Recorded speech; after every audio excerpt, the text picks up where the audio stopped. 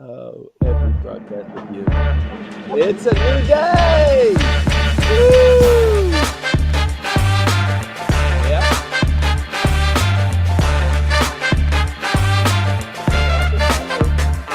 Yep, there he is.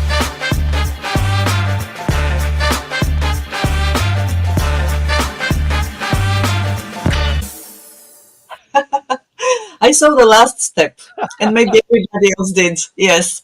Okay, good morning, Timothy, once again, and good morning to everybody who joined us in Clubhouse, about 5 minutes earlier before the official opening time of the podcast. So it's a pleasure to have you with us, all of you, of course, and we hope to get more listeners in Clubhouse today again. I also very much hope that we are going to have no issues with the volume in Clubhouse. Who knows? If there are issues, I'll share the link to the YouTube video and you'll be welcome to go to YouTube and watch the video there in real time. Of course, Timothy, I'm happy to see you again. Yes, and you seem to be in a great mood, which is wonderful.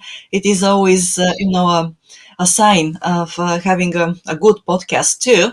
So thank you for going to Hota. I know that you went there because the signal is much better there.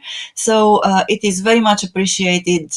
And well, it is also, I appreciate it because of the beautiful backdrop. Actually, so great. Yes, it's wonderful. Thank you very much for choosing that spot. I'm not going to keep anybody waiting any longer. So I'm giving you the screen. Thank you, Maya. And let's kick it off. Maya, today is May 19th, 2024. There are it's just 1 month left in this diet session. And so lots is going on within the halls of the parliament on both sides of the house, the upper house and the lower house. The upper house passed the joint custody bill, I think on Thursday, it might have been Friday, but they passed that and it will go into effect this time next year. Some of the aspects of the joint custody bill will be grandfathered in and they can be implemented immediately, depending on how people feel, the court feels, the judge, the lawyers, and the two parties that are fighting over the custody of the children. So it is a step forward. I will be speaking on joint custody sometime next week, is it, Maya? We've got a convention that I'm a speaker in a panel on evaluating the joint custody. Yes, it's going to be on the 24th in the morning, quite early actually, 9:45. That's Friday morning. I don't think that it is open to the general public because it is an event that is held by one of the universities here in Tokyo, but the videos and the video clips will be available later, so I believe that we will be sharing them on the Langley Esquire account on LinkedIn. Okay, so that is this Friday. The following Monday, the Crown Prince of Saudi Arabia visits Japan for 2 or 3 days.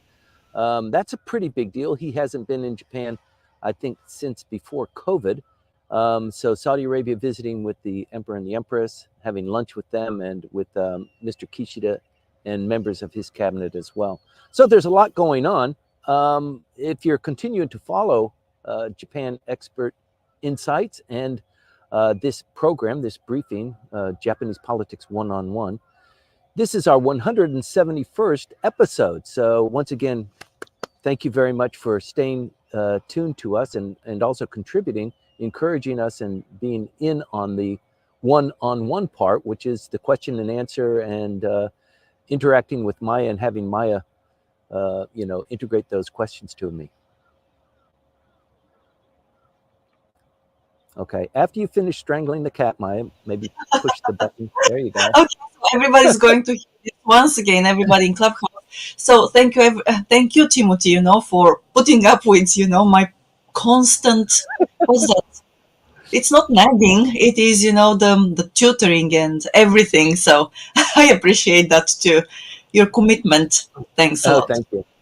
Okay, so let's get down to business. The president, the prime minister rather, is enjoying a little bit of an uptick in his approval rating. Strangely enough, he enjoyed a 2.1% kick according to Gigi Press. Gigi, as you might know if you're a follower of the program, is the one outlet that is pretty much the most negative in evaluating the prime minister and his cabinet. And they came up and they said that his approval rating is now 18.7%.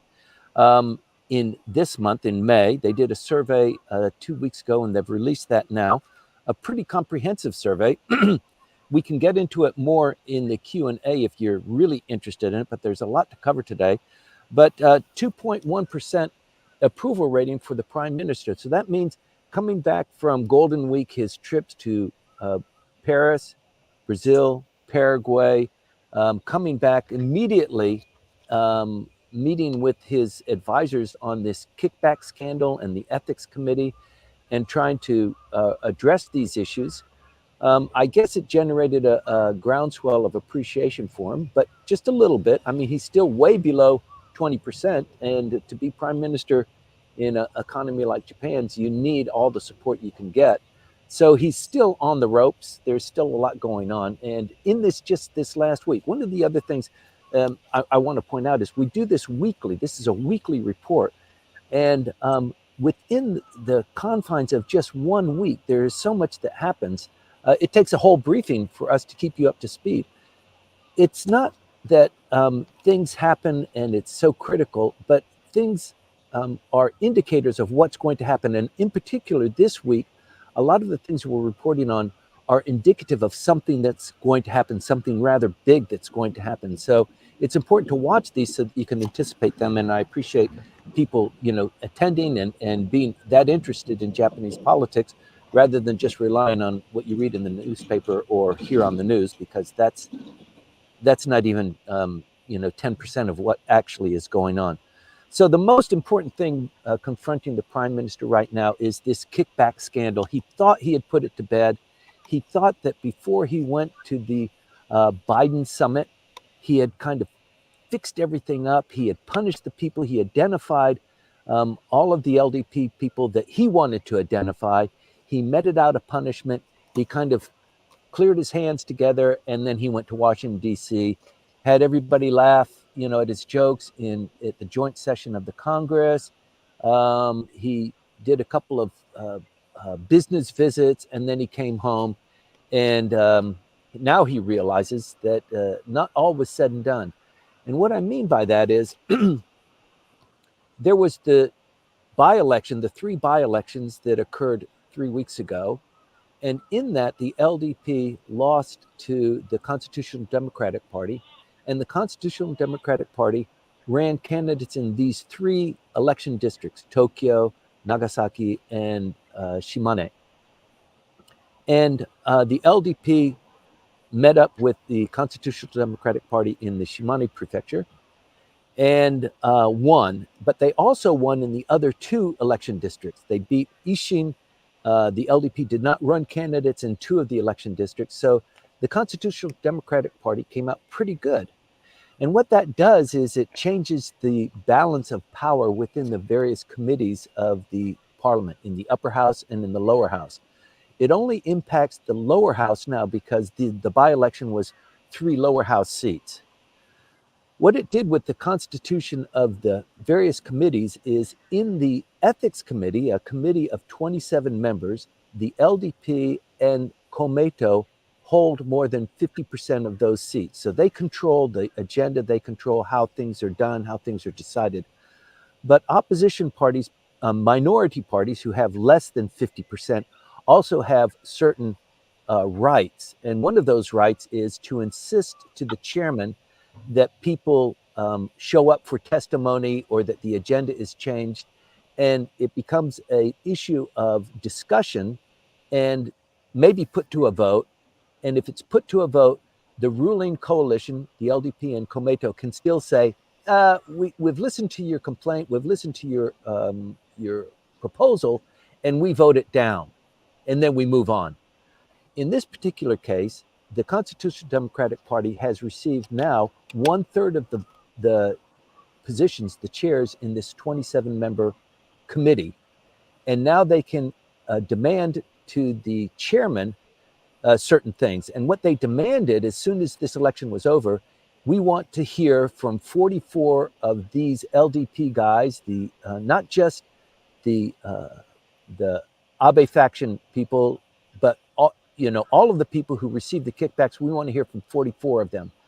And so now the prime minister, who has appointed the chairman of this particular committee, is confronted with, do we tell them to go to hell or do we accommodate their request?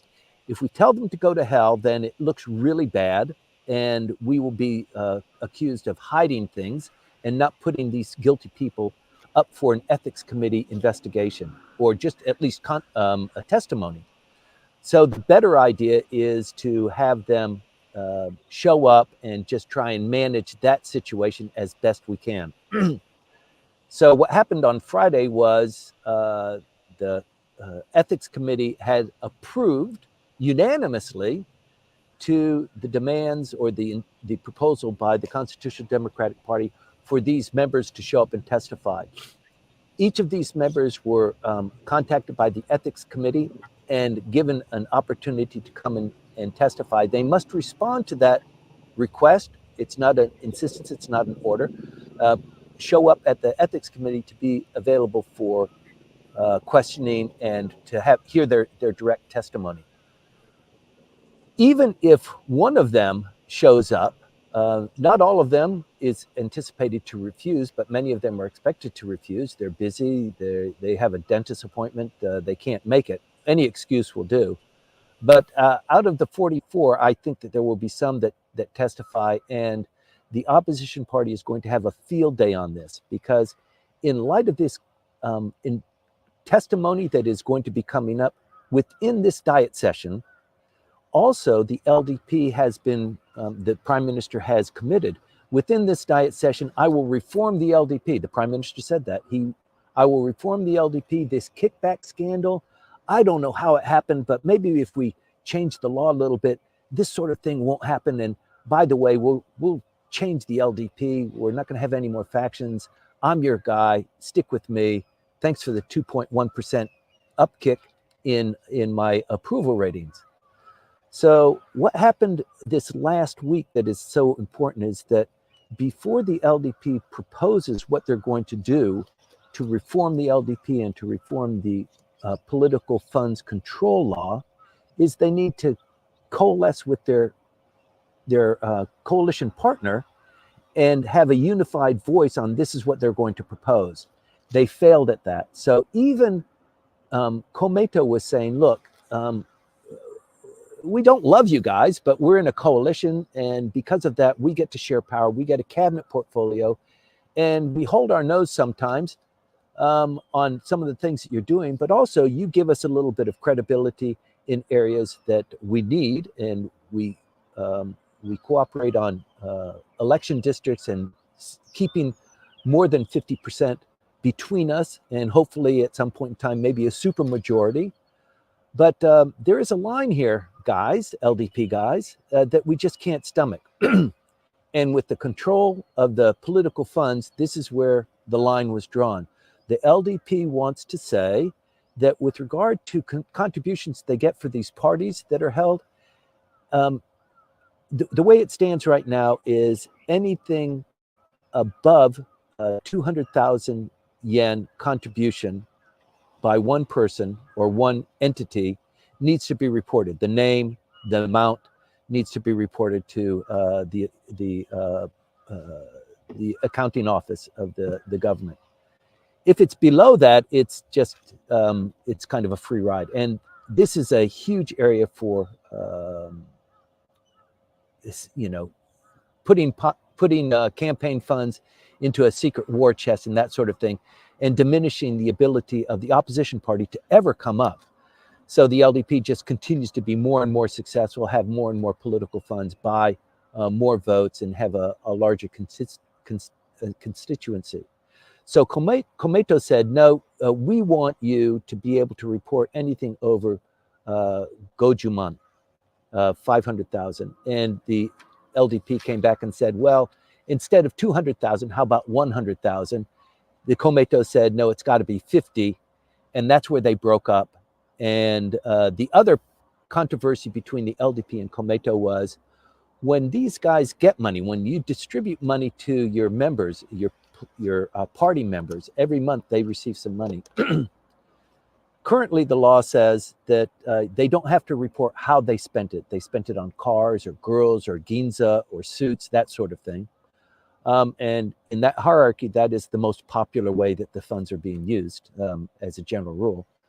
Komeito was saying you need to report all of these political funds. When you receive these funds from the party, you need to report how you use them for political purposes. And that's just too bitter a pill for the LDP to swallow. They said, look, anything over gojuman, 500,000 yen, that they receive from one source in one particular instance, if they receive more than that, how they use more than that, they must report on. So that's a lot of ifs and ands, isn't it? I mean, if the Komeito is saying all funds need to be reported for political purposes, the LDP is saying right now it's 200,000. We'll reduce it to 100,000, and it's 100,000 for every instance that somebody gives them some money. If we give them, the LDP gives them some money. Anything above 500,000, because they need 500,000 every month, just to make ends meet. Komeito said, no, we can't swallow that. We can't propose that to the general public for you to reform yourself. We don't buy that. All funds need to be reported. And there was a break there. So what happened on Friday was the LDP decided, thank you very much for being a coalition partner with us, you son of a... But we're going to go it alone. We have our own proposal that is purely an LDP proposal. We're going to promote that to the Diet, to the lower house, so that we can eventually come up with a revision to the law that we will pass within the next 30 days. I mean, this is just astounding to have that much speed and to have that much controversy so late in the game. So the LDP is going to propose this bill. It's a watered down version of what anybody would anticipate or expect, even their coalition partner. So there's some controversy there, and it does signal a little bit of a rift between Komeito and the LDP. But there's a whole lot more going on. The ethics committee, once they have these meetings, and the meetings will be at the same time that this revision to the election control law also comes into focus, there's just so much going on that many pundits predict that the prime minister will just lose his temper, lose his control. There might be a vote for no confidence that will not pass because the LDP holds a majority in both houses. So even with the control bill, the political, they can force it through. They have 51% of the vote, so they might lose a lot of public appreciation, and that's why we always report on what is the approval rating of the prime minister. So it's kind of the thermometer that guides us on are they overusing their majority power? And I think, when push comes to shove, we see that happening again and again. So there are two issues that we will continue to watch. One is the reform bill that is proposed by the LDP that will move through the Diet very rapidly and become a revision to the existing law. And the second one is what's going on with the ethics committee, and when these people who put money in their pocket because of the kickback scandal, what will they say and who will testify? One of the people that they really want to testify is Mr. Mori, who was former prime minister and also the leader of the previous Abe faction. It was called the Mori faction 20 years ago. And during his reign, this kickback scandal came up. They really want to testify testimony from him. I don't think that will happen. He will have like 16 different excuses for why that's not going to happen. And then the other controversy within the reform is if there is a discrepancy for how much money came in and how much money was spent and that sort of thing, it really is the fault of the treasurer or the accountant who did it. So that's the guy who should go to jail. The other revision that is being considered is the guy who is giving the orders, the Diet man, needs to take responsibility for that. And that's also a kind of, we don't want to touch that one. Let's blame the accountant or the treasurer if something happens, because the Diet member he's too important and he's too busy, he can't be watching the money too. So if more money ends up in his pocket, it's not his fault. It's the accountant's fault because the accountant received his instructions from the Diet member. You see that circular argument. So I don't think that that's going to fly either. And then the public just gets more and more incensed about LDP and money politics, which has been since their inception, or since the Tanaka era, has been the major complaint about the LDP. It's money and politics, and that's all it's about. So as a result of that, other things are happening. There was a meeting with Mr. Ishiba. Mr. Ishiba is a member of the LDP. He is a very popular, in certain quarters, member of the lower house. He started his own political group and then kind of closed it down because he was getting too much criticism for it. He was a candidate for prime minister at one point in time, and he had a very interesting dinner meeting with Junichiro Koizumi just on Thursday night. But it wasn't just Koizumi, it was a gang of other people who were with Koizumi, some people who had fought against Koizumi or with Mr. Ishiba. Mr. Kame, for example, let me see, Yamazaki Taku, Tsutomu Takebi. Just a list of maybe 6 really powerful LDP mavens who do have a bone to pick with the current prime minister. Excuse me. So they had a dinner, and right after the dinners usually are in Akasaka, sometimes in Ginza. I think this dinner was in Akasaka. And the reporters are waiting outside. Mr. Ishiba came out and gave a brief statement. He said, "Look, we're old friends. We're talking about good old times. But we did talk about Mr. Koizumi's younger son, and the former prime minister said it's not a good time for his son to run. His son will not be a candidate in the next election for prime minister, whenever that happens." Excuse me. But my friends did encourage me to consider running as prime minister when that time comes. This is something that's very important, because to come out like that at this particular point in time is really indicative of other things that are going on. It's one of the tea leaves that tells you that the forces are beginning to coalesce to a general election that could be called at any time by the prime minister. If there is a general election called, there are only a couple of pregnant times when the prime minister could call them. The first one is within this diet session before the end of June 23rd to close down the House. The prime minister, the diet needs to be in session, and if the prime minister doesn't close down the House within this diet session by the 23rd, he could call the Congress back into session just to close it down. That's happened in the past. Or he could extend the session for a week or 10 days and say, look, we haven't finished the election reform bill. We need another week or so to extend the diet.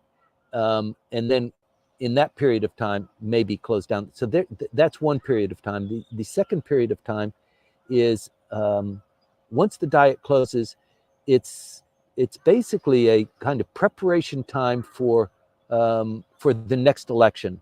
So there's no diet session. The formal diet session is in January.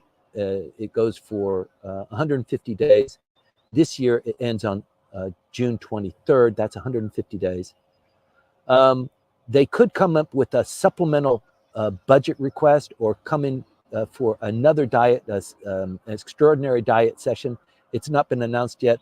The next big event on the horizon is the election of the LDP president. That needs to occur at the end of September or the beginning of October. It's not purely set in stone, but the term of the the term of the president of the LDP ends, and he needs to be reappointed. The term of the LDP president and the term of the prime minister are different, but the LDP president is almost always selected as the prime minister. That also requires a change in the House. So that means a general election, and then a revoting for the prime minister. So if Mr. Kishida is running for election as president of the LDP and doesn't win it, it doesn't mean that he's no longer prime minister. In order for there to be a change in prime minister, there needs to be a closing of the House, a realignment, or maybe a resignation of the prime minister. So that doesn't look like that's going to happen. But what I'm trying to get to is there are only certain points when it's the obvious choice for the prime minister to close down the House if he wants to. So we're watching those very closely. But this dinner event with Mr. Ishiba is pretty important and significant. The LDP does not want to have any more losses on the slate. They lost 3 in a row during the by-election. There is now currently an election for the Shimane government. The LDP is not promoting a candidate there. They don't have a candidate from the LDP. They are backing an independent candidate who is favorable to the LDP. He's a former bureaucrat, a former vice governor. So he has, good legs on him to win this election, but the LDP, he's not an LDP candidate is what I'm trying to say. They don't want to do that because if he loses, then the LDP has another black eye on it. Similarly, there is an election for Tokyo governor, if you're following this sort of thing. July 7th is the election day for Ms. Koike to repeat for a third term being Tokyo governor. There was some speculation that if there's a general election, she might resign from the governorship and run in the election. She could have done this in the by-election in Tokyo 15. She would have won, obviously, in Tokyo 15. There were 9 candidates there. Her backed candidate did not win. The Constitutional Democratic Party won. So Tokyo First, the party that she helped start, did not win that one. And the LDP didn't have a candidate either. So the LDP doesn't want to go from loss to loss to loss. It just looks like a bad situation.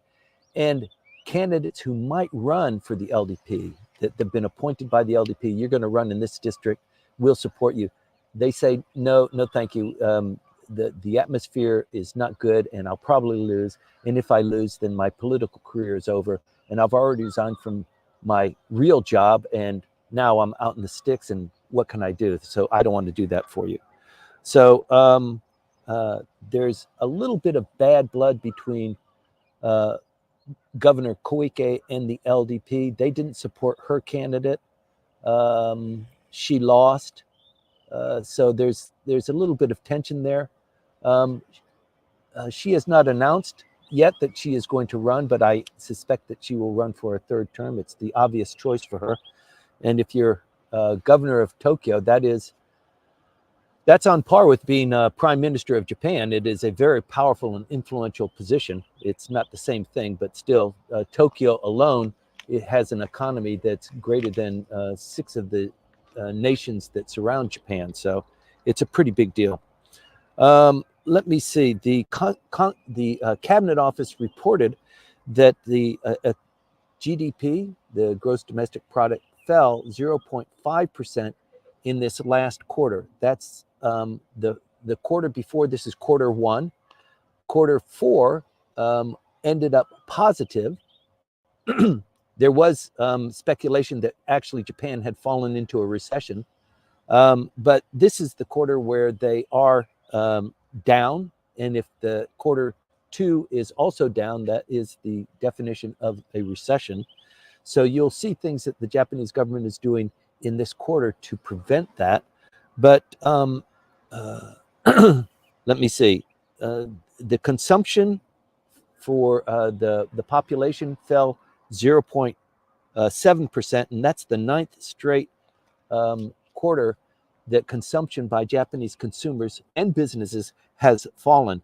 The yen closed on Friday at $155.68 to the yen. So that's a good thing for some people and it's a bad thing for other people. Generally, it is a bad thing for consumers, and the reason for that is because inflation has also eaten whatever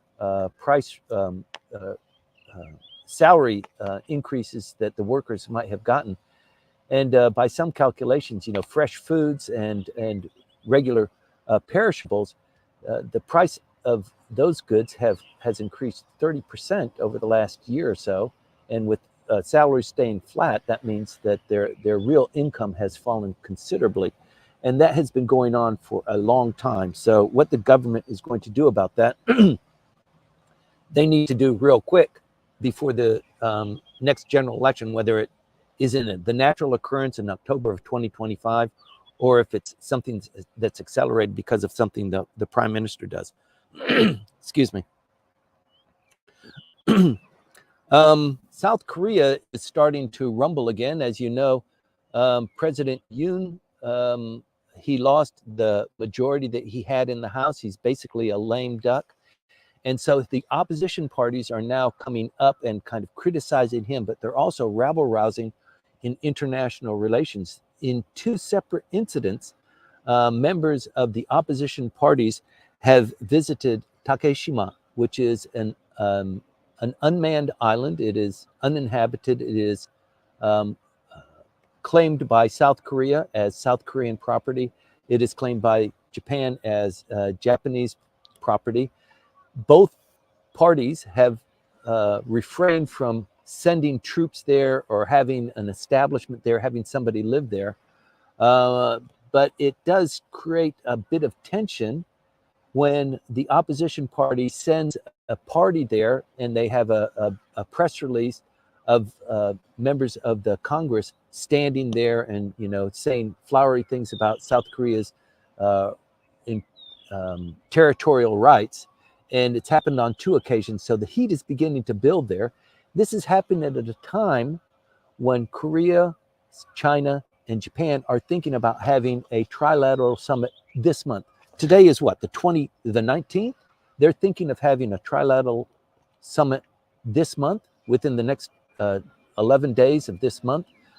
South Korea and China met in Beijing last week. They had discussions about holding a trilateral summit, but it seems like they're both kind of on the same page of being in controversy with Japan. China issued a statement about Japanese polluting the seas with the nuclear waste. That generated a sharp rebuke from the foreign minister Hayashi. So not everything is really rosy to have a trilateral summit. I don't know if it will happen, but the rhetoric is not good if it's going to happen within the next 2 weeks. There's a lot going on there. Rahm Emanuel also, not to be outdone, visited Yonaguni and Ishigaki, which are the two southernmost islands in the Ryukyu chain. That's the southernmost chain of islands. And Yonaguni is just 160 kilometers away from Taipei.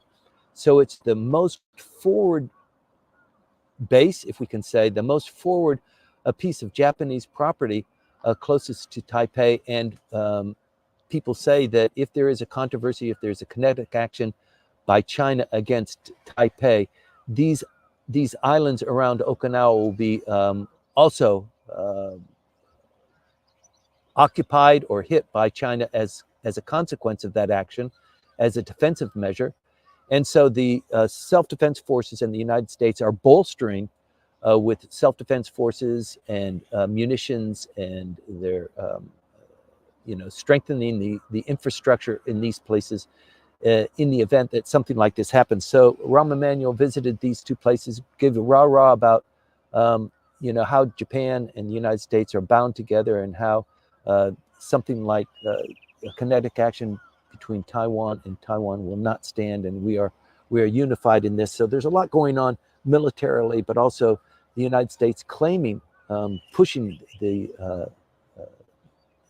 storyline that Japan and the United States are bound at the hips, and they are, and anything that happens to Taipei will invite a very strong rebuke, not just by the United States, by the Japanese as well. And a lot of things are going on in that regard too. A deal was signed just this last week, I think on Friday, for Japan and the United States to build hypersonic attack missiles towards shooting down missiles that could be fired from anywhere. I think the story here is anything from North Korea. But having these kinds of diplomatic things going on with China, South Korea, and Japan at the same time that these islands are being visited by the opposition party and the ambassador of the United States visiting these outlying islands, it's just a very delicate situation. And we need to be clear on how that develops, and I'll continue to keep my eye on it and report to you. The mayor of Taipei visited Tokyo this last week too. He was here for 2 days. It's the first time for him as mayor of Taipei to visit Japan. He was hosted by Taro Aso, who has been in the news pretty much nonstop. He visited with candidate Donald Trump maybe 2 weeks ago. So we reported on that. And he hosted the delegation from the Taipei mayor. And this is in conjunction with the inauguration tomorrow of the new president of Taipei, Lai Chang-te, who is his Democratic Progressive Party has won now 3 elections for president. That's a big deal. I don't know if that's happened in Taipei for a long time. So his political party is really beginning to build up steam. It is detested by China, and the incoming president is a very suspicious person as far as the Chinese are concerned. But there are about 30 or 40 members of the LDP who will be traveling to Taipei for his inauguration. They're already there now. So this is a big deal. Taipei and China and Japan, this kind of influential mix in light of everything else that's going on. It's just something that we need to keep our eye on. Let me see. I reported about the joint custody law being passed. When they've done a poll on what single parents feel about joint custody, 87% of the parents who are involved in joint custody said, we don't want joint custody. Those are people who have gone through the process and experienced, and maybe they won the custody of their child, or maybe they didn't, but they say, don't implement the joint custody law. But it's now law. And I think that although it is a law that will be under implementation in the next fiscal year, I don't think it's not going to be a solution to many of the issues that come up. I mean, divorce and custody of children is a tough issue in any country. Japan has decided that along the lines of their country and their culture, this is the way they want to do it. It has just caused so many troubles and problems socially and diplomatically as well, that they've gone in to revise the law. But I think it'll be a long time before it really separates from what the current or the traditional concept is of divorce and custody of children in Japan. It's just going to be a long, slow slog. But after the convention that I'm attending on Friday, maybe I'll have better information and better insight, and I'll definitely share them with you in the next briefing. President Xi and Putin, if you've turned on the television, you already know, Thursday and Friday, they spent time together. It's a love fest. They've decided and publicly touted the new era of relations between China and Russia. That's somewhat worrying. It's kind of curious because for China to have a new relationship with Russia means that they really put into doubt all of the other things about delisting China as a provider of goods and services that they're working hard to restore. The economy of China is not rock solid, and it needs the trade that gets from the other nations outside of the realm of Russia. But it does look like there will be some new initiatives going forward. The statement that was issued by the two said that, let me see, they want to increase the protection and tighten the coordination to counter Washington's destructive and hostile actions to contain both countries, Russia and China. So it does look like it will be more of a unified force in preparation or in anticipation of something else that's coming up. But it is always worrying when these two, I guess you could say, adversaries for the Western world, particularly the United States, but the countries that have aligned with the United States, get together and have this sort of thing. So for Putin, he just became president for life once again. And that election happened maybe 10 days ago, and this is his first trip as a after that. So I think that's pretty significant. You might have heard that there was a bit of controversy in the by-elections for Tokyo 15. Tokyo 15 was one of the 3 by-elections. There were 9 candidates running. One of the parties that supported a candidate was Tsubasa no To, the party of wings. And they practiced some really aggressive election campaign strategies and tactics. And the house of the person who was running for election, the candidate, his general manager, and the driver of his campaign truck have been investigated. Their house is raided for this really outrageous campaign style. And it's been not quite unanimously condemned by the other parties, but it is a bit of a divergence from the not quite polite, but a regular standard way elections are run and what is deemed as acceptable behavior. But these guys were really shouting. They held place cards when the other candidate was talking. They listed, this guy's been scandalous, sleeping with several women, and on postcards while he was talking in front of the cameras. So it was pretty outrageous. And it looks like, well, they only got a little bit more than 1,000 votes, the candidate. We don't know where this party just kind of emerged from, but it looked very, very left-wing leaning. So there'll be more information that comes out of that, but at least the parties have agreed that in election campaigns, at least for the lower house campaigning, there's a certain protocol that needs to be followed, and there might be laws that go revised as a consequence of that. Let me see. Visitors, if you've been in Tokyo, a lot of probably let me see. There's about 1/3 of our audience that are in Tokyo, and 2/3 are out of Tokyo. So for many of our audience, you might not know it, but the presence and the volume of foreign visitors is just astounding. I was in Akihabara Monday of this last week getting my iPhone fixed, and it was 10 o'clock in the morning, and it was like walking through Disneyland. There were thousands of foreigners, very few Japanese, but people eating ramen, eating sushi, 10 o'clock in the morning, strolling around, visiting the shops. It was just astounding. So Japan recorded 3.2? Let me see. 3.4 million visitors in April. The May figures are not in yet. 3.4 for this month. The previous month had 3.8. So it's a bit of a diminution, and probably that's attributed to Ohanami, the cherry blossom festival throughout Japan. And that probably attracted a lot more visitors, but 3 million is a lot for any single month.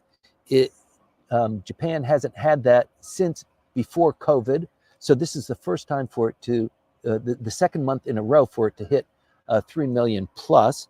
It's interesting when you take a look at the numbers, because COVID just really knocked the wind out of it. But there was a total of 30.9 million visitors in 2019, and that was towards the end of the year. That's when COVID hit. But with 3 whatever number per month this year, we are going to exceed the record that was set in 2019 with 30.9 million. China was the largest visitor pre-COVID. And this month, for the first time since that time, Chinese visitors has exceeded 500,000 people, but nowhere near the million or so that were coming from China before. So it's only about 27% of what they had in 2019.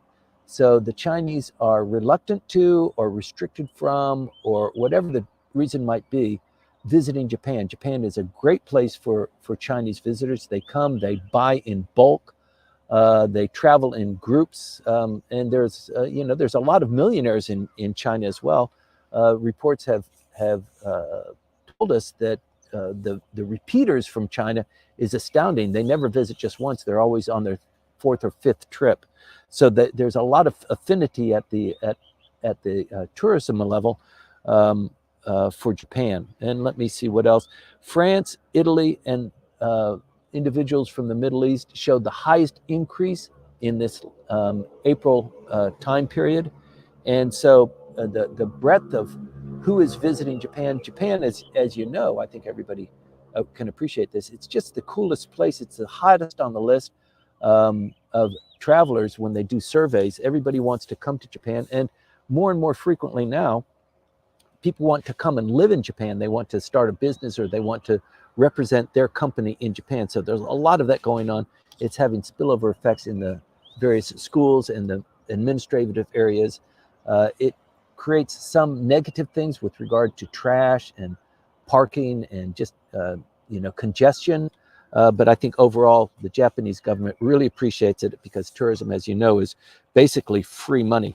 Let me see. I think, Maya, that is about it for today. I'm sure there are other issues that I haven't quite covered, or maybe some of the ones I covered need a little bit more fleshing out. But let's give that the audience opportunity to quiz on that. And once again, I don't have all the answers. I appreciate it when people ask questions thinking that I might have the answers. But if not, there are other people in the audience that are a lot smarter than me and who are more deeply ingrained in some of these issues. So that's why you created this program, and that's why it's called One-on-One, because it allows individuals in the audience to also contribute to the discussion. Maya? Thank you, Timothy. And I'm not going to say Otsukaresama deshita yet, because yes, we're going into the Q&A session. Well, there is a comment from Janusz in Clubhouse. You were talking about the Prince of Saudi Arabia coming to Japan. So Janusz commented, "It is disappointing that the Crown Prince is implicated in the murder of Jamal Khashoggi, and he will still have a red carpet welcome in Japan." Yeah. He will have red carpet all over the world. Everybody knows the story. Everybody knows what happened. Everybody knows who ordered it. And still, life goes on. So I appreciate the consternation. What can you say? Well, I think that we have to be. I mean, if we try to sit on the edge, and see, try to actually be kind of, let's say, to look at the other side. Ambivalent, yeah. Ambivalent, yes. I can, Yeah. there are things that could be said in the opposite direction about, let's say, the Western countries and everything. But Yeah. yeah, I think that most of the time, yes, it is a pity that it is happening, but it is not just, this case, and it's not only on that side of the equation. There are a lot of That's things for that sure. are not really, that are kind of similar on this side of the equation as well. So, well, the ability to see them, to see both, is probably, the best thing one can develop, Yeah. in the modern world. Okay. So I have also a comment on LinkedIn from Frederick Gunlak. So he wrote, "I have seen a lot of the Tsubasa party antics in my Japanese news feeds." So that's interesting, because I don't know, maybe your news feeds have come from mainstream media here, maybe the NHK and everything, because I haven't seen much of that on social media. Timothy, your thoughts on this? Oh, no, it's a big deal. It was broadcast pretty heavily here in Japan and reported in the press. Yeah, it's just the visuals are not very good. The candidate has his hair tied up into a bun. He's young. He doesn't have any obvious tattoos, but it kind of projects that kind of in your face, very aggressive, very, chasing these candidates down and shouting at them and shouting them down and saying just outrageous things. It's just so out of the ordinary. I've been involved in many election campaigns when I was working inside the parliament for Dr. Nakayama. We did, that was one of my jobs that I had, supporting other members of the Seiwakai, the later became known as the Abe faction. But these campaigns, they have a certain way to run, and people are watching them. And if you violate any of these rules, you get into trouble. It's the people who lost who complain about it. In some instances, the election can be overturned. That happened in Kotoku, the election campaign for Tokyo 15, actually. The candidate turned out to be violating the election control law and had to resign. And then the second place winner came in and took her place. So, yeah, the way that these guys in Tsubasa no To acted was just really, even in terms of outrageous activity that you rarely see in Japan, this was really outrageous on many different levels. But it was reported pretty heavily. Right. Okay. And so, talking about elections, well, last time we had actually one of the questions was on YouTube, and the question, if you remember, was about an possible electoral reform by the CDP, the constitutional. Right. Yes, you remember that. And I didn't quite catch the whole thrust of the question. Right. Yes, so we have, well, the viewer has elaborated on that question. So they wrote, "My apologies for not elaborating my question last week, since ex-LDP chief Yohei Kono told the committee last June, well, June 19th, 2023, that he had cast doubt on the parallel voting system, which he was the architect of. Will the CDP take the opportunity of making their mixed voting system compensatory similar to the one being used in Germany and New Zealand part of their party agenda?" I think it's quite a winded question. If Yes. you Yeah. can, sorry. Okay, so is the okay, Kick that okay. ball down the road. Who is it, the questioner? Is that Mark? No, it's from somebody called Nad Rini or Raini or something. Okay. Or Yes. handle name. Who always comes up with really good, insightful questions. I'm not sure Always. who he Yes. is. He could be talking about a couple of different things. One that I think he might be talking about is there's a proportional election system and the direct representation system. And they both run at the same time when there is a general election. There are people that run an election based on their name. My name is Tim Langley. Vote for me. I'm a good guy. I'm going to get you more of what you want. And the other one is when you go into the ballot, you vote for the candidate, and there are several candidates, so you pick them by name. And then there is another list of the different political parties. Which of these political parties represent your philosophy more closely? And depending on how many boxes are checked, there's a list of people who have been selected by that party if um, it's in a hierarchy. So if more people vote, for example, for Komeito, then maybe the candidates that are on the list, the first, the second, and the third, get elected, and then the LDP got maybe half of those votes. So maybe only one person on the list would get that vote. But the party picks who that person is, and the voter picks the party. So it gives the party a little bit of power.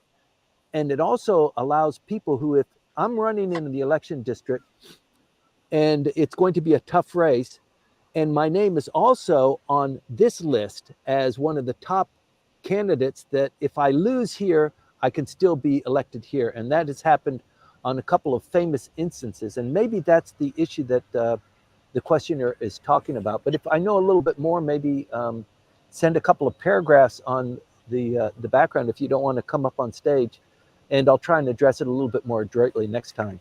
But thanks for the question. Yeah, and thank you for answering it, Timothy. We go back to inbound travel, to international tourism in Japan. So we have two comments there. One is from Patricia Yarrow, and then the next one is from Hi, Frederick. Patricia. From Frederick Gundlach. So the first one is: Will all these tourists visiting? With all these tourists visiting, what will it take for the government of Japan to finally bring back the missing trash cans? Right. And we continue. Why are we paying taxes if this basic civic responsibility is not met? Visitors constantly are surprised and complain about it. Your thoughts on this, Timothy? We're talking about trash cans. Yes. Yeah. So that's an interesting take on it. There are some conventions that just describe Japan. Not everybody comes to Japan as a tourist and has the experience of visiting somebody and kicking off your shoes, but that's what you do. And eating with chopsticks. Not everybody eats with chopsticks, but it's part of those conventions that when you come to Japan, there are certain things that describe or embody that experience. And the fact that you come here and you look around and the streets are clean and it's so orderly. One of the components of that is this social imperative that has been enforced by the Japanese government. No trash cans. We don't want to have this sarin gas attack again. And that was the basic reason for eliminating the trash cans. So they eliminated the trash cans, but they did make an arrangement with the Japanese convenience stores that you don't have to be a customer to go in and use the trash in the convenience store. So there's a little bit of a trade-off. There are very few trash cans available in public spaces. That's for sure. But in the past, if you wanted to dump your trash or your Coke bottle or whatever into a convenience store, you get a strange look, and you didn't buy anything here. So there's a little bit of give and take there, but it is one of the aspects of visiting Japan. Japan's a unique country. Right? You hear that 1,000 times, but the reason why these unique aspects are so deeply ingrained is because it produces the results that you see as this place that everybody wants to visit. It is a little bit inconvenient, but you have to change from using francs and pounds and dollars when you come to Japan, and either use your digital money or Japanese yen. That's part of the experience as well. But yeah, a bit of an irritation, no doubt about it. But it is unique that Japan, you just don't see the trash cans. What the hell did they do to the trash cans? I don't think it'll come back. And I think the fact that the underlying reason is because sarin, because bad, the Shinrikyo, they tried to kill so many people, and we can't have that again. And it's a good thing that there are no hiding places for bombs, because, of course, Japan is a wellspring for bombing. It is not. That is, a kind of a tongue-in-cheek statement.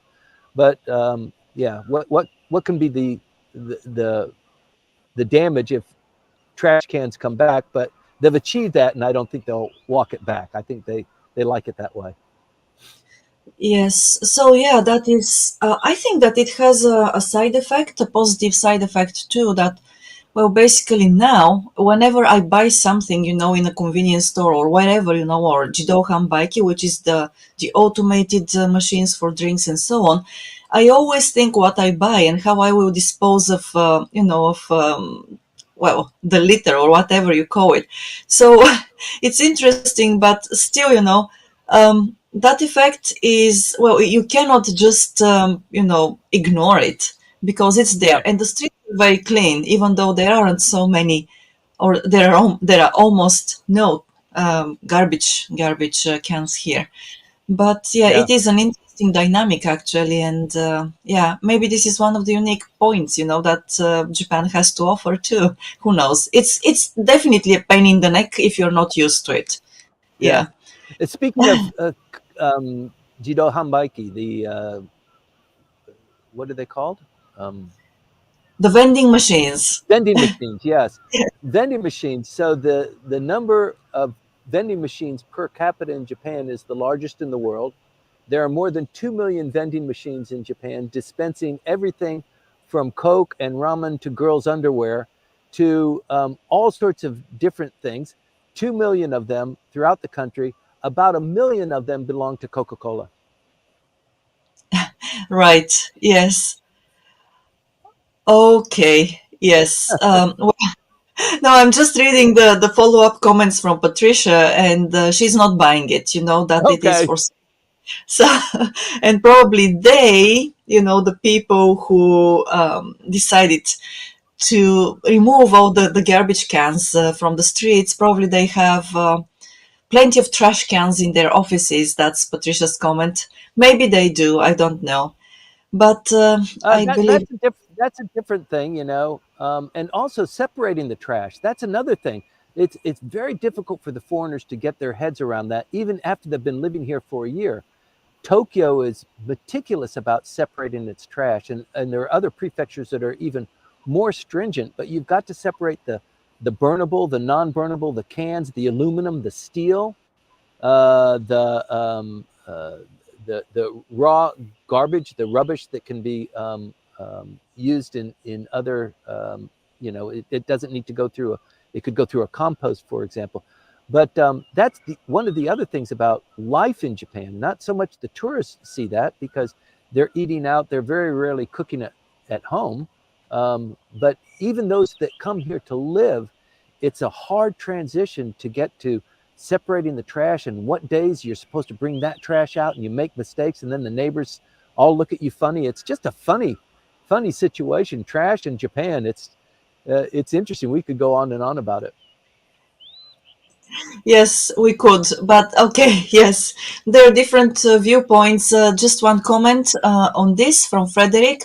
So he says, I think the only reason is that you need to hire people to clean these trash cans out, and recycling already costs. You won't get the collection costs out of the tourists or the company owners either. So, Mm, yeah, yeah. Well, probably there is something there too, indeed, because well, all the public policies, they cost money, but the government cannot increase taxes, just to accommodate this or that. And I believe that, yeah, there is quite a lot going on there, and a lot of considerations as well. So, all right, and then there are some comments once again from Frederick about tourism in Japan, and Frederick's on fire. yes, on fire. Thank you very much for being on fire, Frederick. Well, he writes, I think Japan has a problem with the zero yen tourism. I read somewhere that just a moment, just 1% of visitors generate 14% of the revenue. My guess, if that is true, that half the visitors don't really net a plus for Japan. And then he continues, yes, Japan Times had one report on March the 25th that in 2019 it was 1% of the visitors generating 11.5% of the revenue. Right. Yes, yeah, We reported on this last week, I think.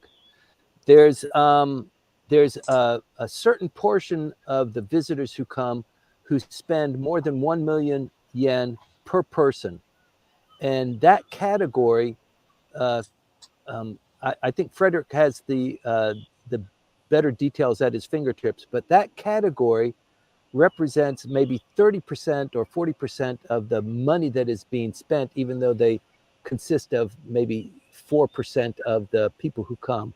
And so the Japanese government is coming up with a plan to directly address those people who come in and spend more than a million per person with different features, with highlighted opportunities to visit cultural centers, to see how swords are made, not to deal with the crowds during Nebuta or the Kanto Matsuri, or these kinds of activities that draw these visitors in.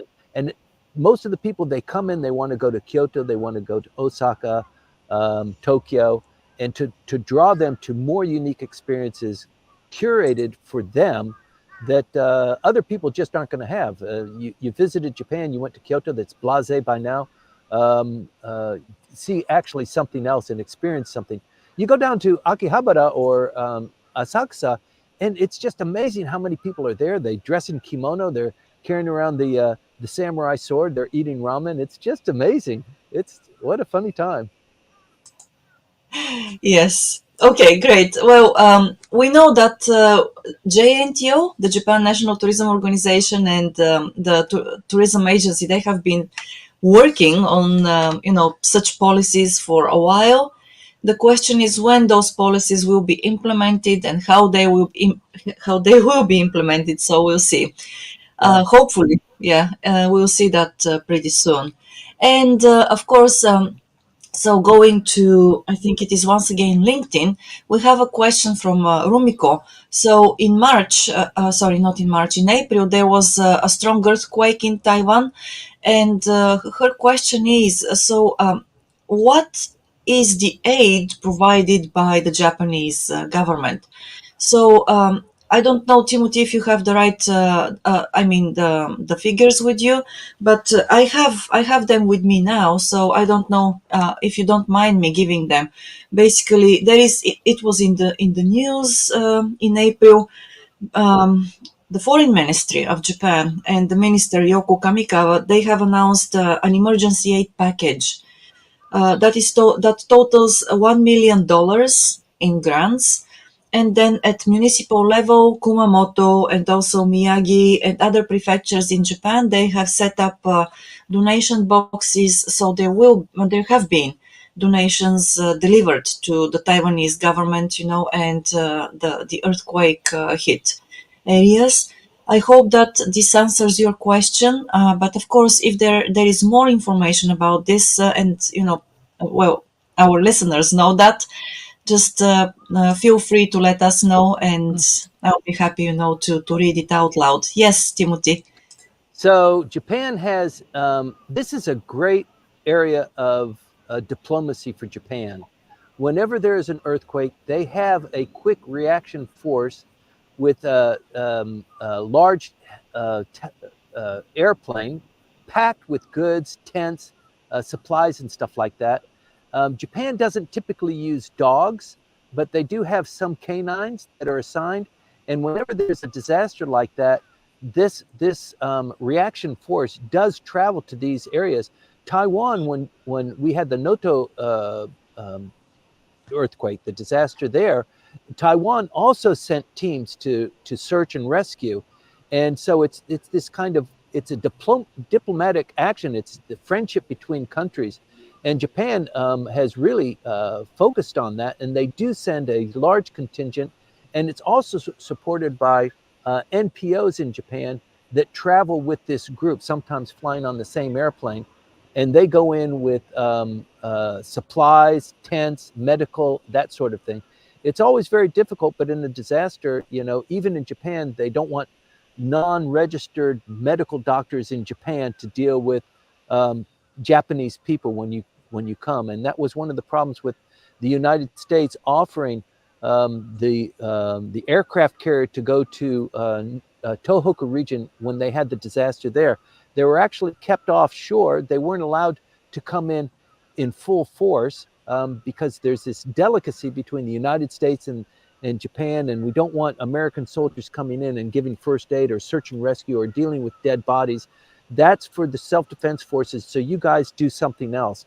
So there was a bit of a controversy there in agreements that have been signed by the Japanese government and the United States.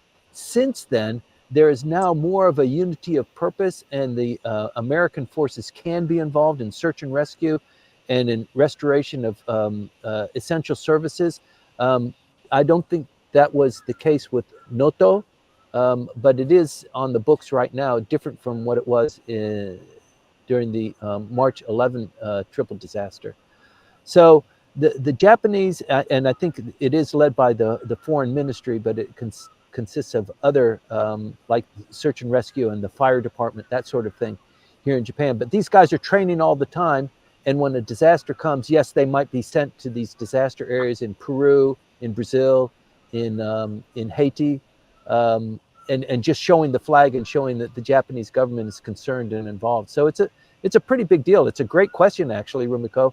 And if there's interest in it, maybe we can get into it a little bit deeper. Just let us know, and maybe we can give it a highlight in the next briefing.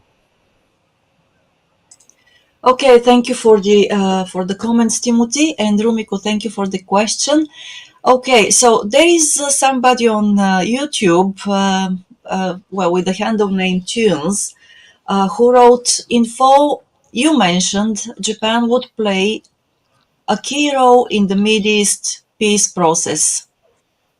Why has there been a near blackout on your program about this?" That's good. This is Tunes. Tunes asks. Yes.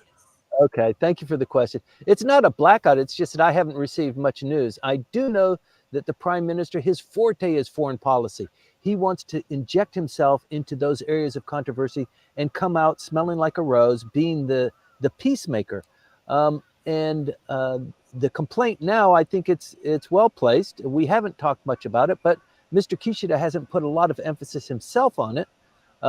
And also, we've had this huge fight initiated by Hamas in the incursion into Israel, and so that's a huge thing that just disrupted everything. But I think what you were talking about was in the late part of the year, there was a lot going on between Israel and Saudi Arabia and Israel and Japan. The prime minister wanting to play a role there and be a peacemaker, be somebody who is coming up with solutions, because they're kind of untainted and far away and not too biased, and also they have a paycheck where they can spread some goodwill in order to get a solution or a resolution. But I think the reason why it's received little airspace from Japanese politics one-on-one is just because I haven't received much action on that. But when it comes up, I'm going to report on it. But if you want me to look into it and report on it more succinctly next time, I will. I just don't know how hot you are on this. Back to you, Maya. Okay. Yes. Okay. Thank you for that. So, we accept every comment, and I think every comment that is related to Japanese politics and the region here on 4 platforms. Actually, they are YouTube. That's why you're going like this all the time, Yes, I'm doing that all the time. You probably have huge neck muscles. Yes, of Sorry, course you I can. know, Timothy, you're not that lucky, with that to me for one day. You're not that lucky. You thought, Yuka is not there, but I have a quick question. Good. By the way, before I get into the question, I thought you handled the Patricia staff question very well, Timothy. I know that a compliment from me that may not make that much a big deal, but so we're all used to going to the Disneyland in the US, and the Disneyland in the US, like every 10 minutes they have a trash cans. And this guy, so, it's still appealing to the eyes, but there are trash cans because Disneyland doesn't want, the litters everywhere. But in Japan, yes, you don't see those. But I'm very proud of Japanese, to take those trash home. I mean, it is really painful, sometimes like a cheese, so, so when you talk to Japanese friends, they always say, we don't want to go through the losing their lives, those trash cans with the, those toxic gases buried in it. Yeah. So again, it just sometimes, there's, Again, that's my 2 cents. Anyway, so my question, so you talked about those Korean delegates visiting Takeshima Island. Yes. Now this island is like see, I got curious. So why this is kind of contentious? Because this island was never Korea, right? It's been always Japanese island. So when Japan lost the war, Japan didn't have to return this island to Korea. So why this Korea still sort of insisting this island belong to them? Is it natural resources around this island, or what is the real reason that I'm missing? Thank you. Yeah, that's a great question, and I think the answer, you already put your finger on it. It's the extension of the geography of South Korea for economic development. So the mineral rights and the oil rights. So if Takeshima becomes a part or a recognized part of South Korean territory, it expands the zone where they can develop that and exploit those resources. And similarly for Japan, it increases that area. So who knows what's going to be happening with some of the rare earth materials or minerals that are found on the seafloor. But I think mostly it's about that. And then also it's about tweaking the Japanese nose for what happened during the colonial period, and you never paid us enough money to compensate for the damage and the destruction that you did to our culture and our language and our people, and forever and ever you will be the worst people on the planet. So there's a little bit of that going on too. I just, we were making such good progress to kind of closing that seam that now with the party that is Mr. Yoon's party losing the majority in the House, now the opposition forces against him and against, one of the hallmarks of his administration was close the gap between South Korea and Japan. And this relationship that we have with the United States is so important. So let's build that relationship. And to build that relationship, the Americans insist, you close that gap between you and the Japanese, even though it's a bitter pill. Go ahead and do that because that will make you closer to us. And the controversy now is that China is saying, look, these guys are foreigners. We're on the same continent. We are your largest trade partner. What in the hell? Why do you treat us like that? Just because they pretend that democracy and they're going to help you with your economy and stuff like that. Look at us. We're the largest country in the world and the second largest economy. And why would you even pretend to do that? So let's get together. Me, you, Japan, let's get together. Let's have a different kind of conversation. It doesn't need to be the United States. So there's a lot going on there. I see. Thank you. So what's going to happen after the new leadership? It hasn't decided. Like the Korea is going to have. Where? Well, we don't know yet. Like in Korea. Yeah, so we don't know. He's in midterm, so he's a lame duck now until the end of his term. And the opposition party. I'm sorry. Which is when? I'm sorry. When is the new term? When is the new term starting? Okay. Yeah. So basically. So the president of South Korea has a 4-year term. He just finished his second term, and that's when they had the elections for the parliament. And when they had the elections for parliament, maybe 3 weeks ago, there was a flip. The president's party flipped from being the majority party to being the minority party.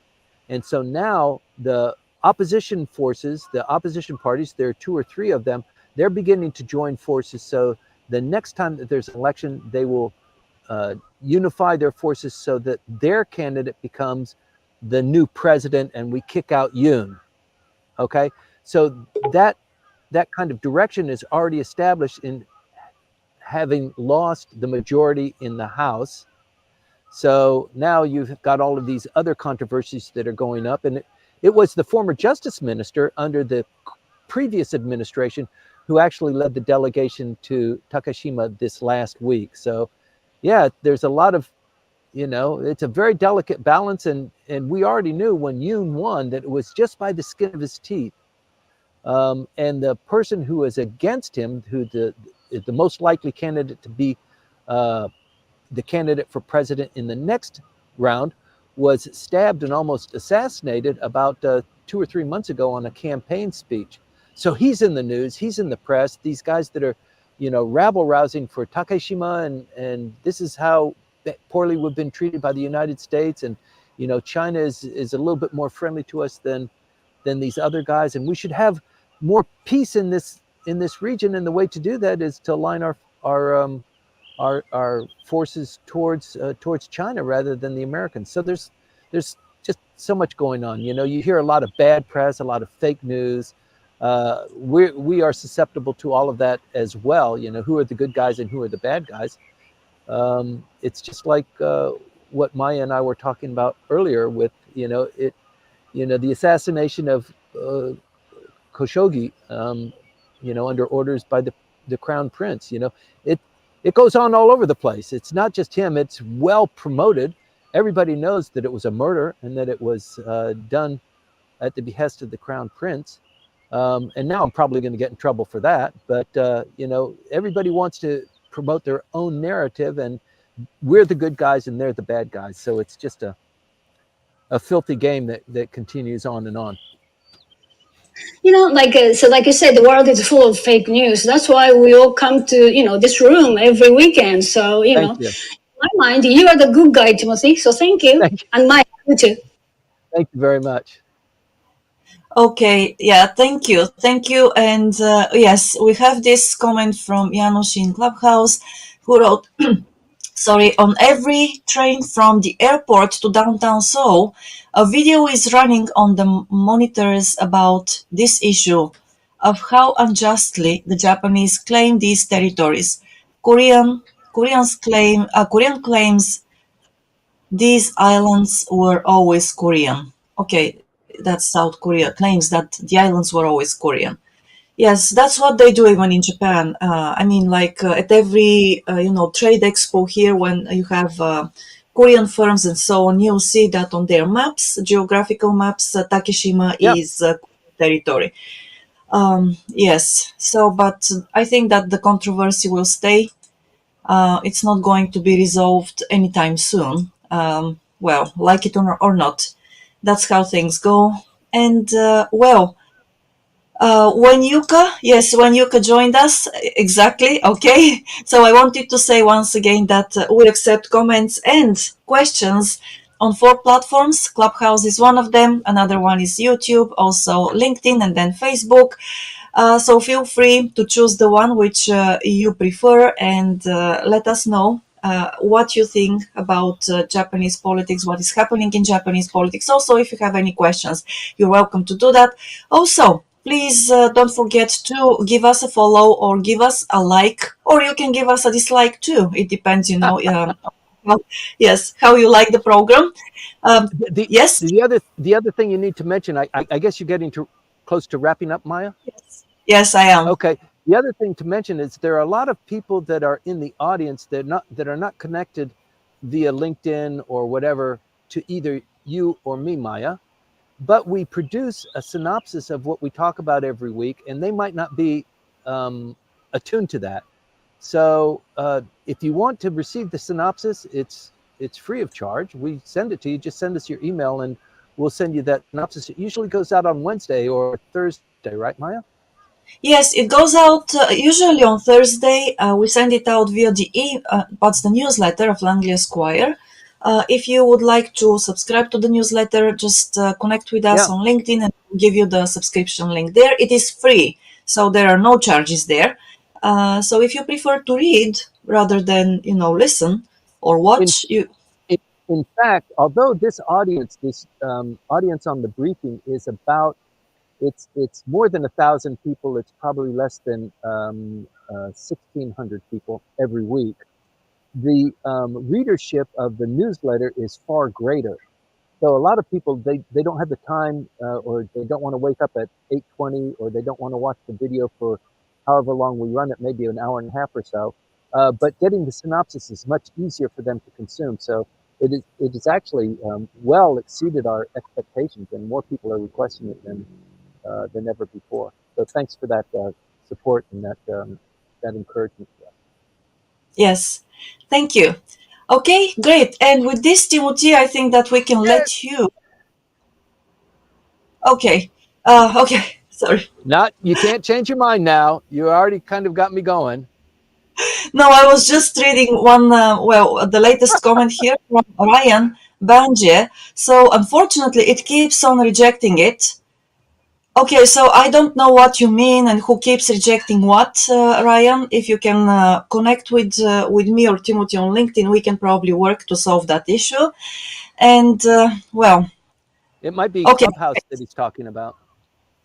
No, I'm not sure about that. Okay, but we can talk about this later because it's time, really, time to close the podcast, to finish it, and to say that we are looking forward to seeing you next Sunday again.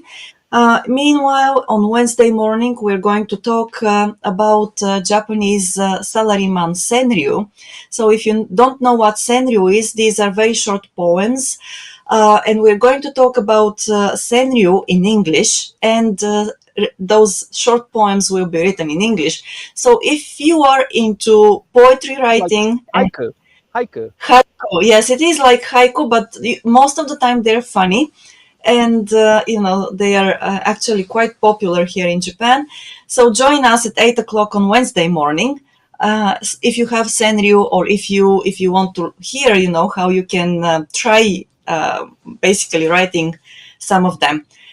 That's it for the moment. Timothy, thanks again. You can ask for ChatGPT to come up with one. I'm thinking about doing that. Anyway. Oh yes, FYI. no, you can. That's a great suggestion because I have been struggling with writing one, and I'll give it a try there. Yes, thank Okay, you. yeah, I haven't tried it, but I'm planning to. That's my homework.